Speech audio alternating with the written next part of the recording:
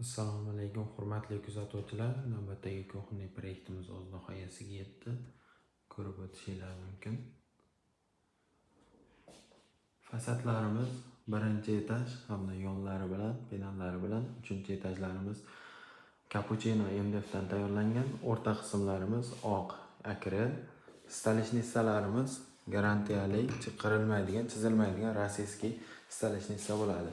Kir moshinalar, gazlar, tortmalar, sekretli tortma ustunovka qilingan.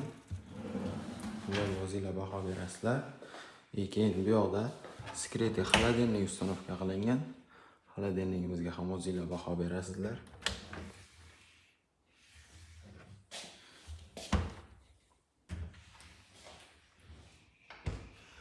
Bu yog'imizda ochiq polka podsvetkalari bilan ustunovka qilingan.